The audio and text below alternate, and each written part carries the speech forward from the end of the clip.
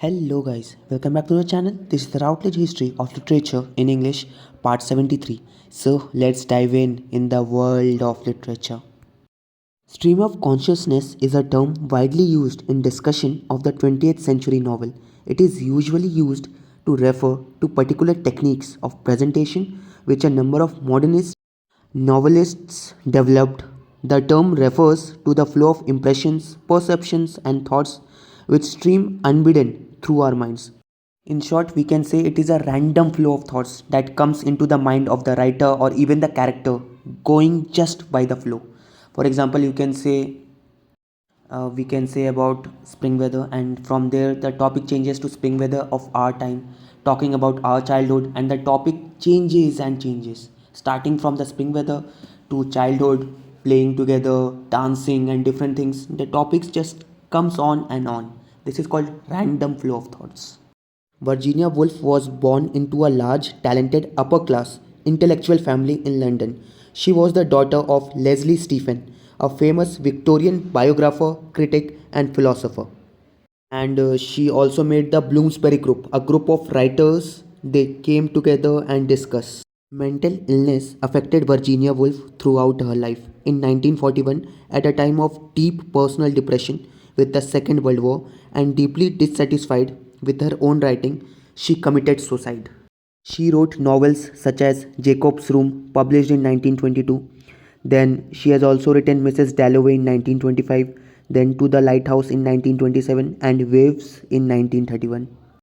Virginia Woolf was also a highly influential journalist and critic. In A Room of One's Own in 1928, she gives a unique account of why a woman must have money and a room of her own in order to write fiction. And she also created a sister of Shakespeare named as Judith Shakespeare, and she asked a question that if Judith Shakespeare was there in the place of William Shakespeare, would she have been that famous that William Shakespeare is still now? Some of her many reviews and critical essays are collected in The Common Reader in 1925, second edition in 1932.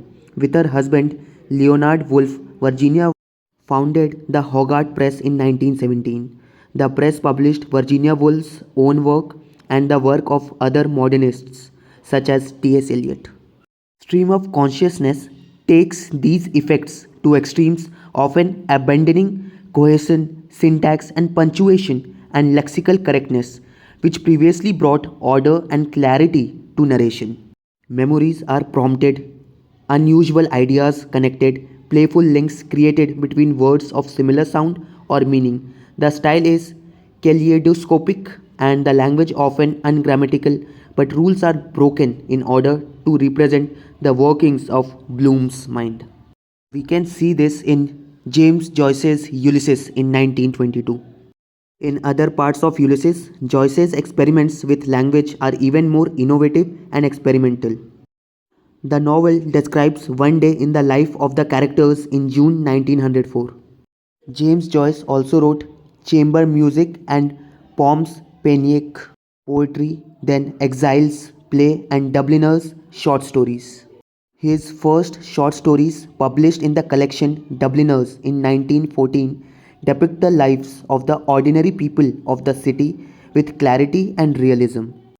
Joyce's first major novel, A Portrait of the Artist as a Young Man in 1916, is semi-autobiographical and tells the story of Stephen Dedalus from the very earliest days of his life, showing him growing into adulthood and independence under the powerful influences of Irish national, political, and religious feelings. In Ulysses, we can see Leopold Bloom wanders from one place to another, but his adventures are distinctly unheroic.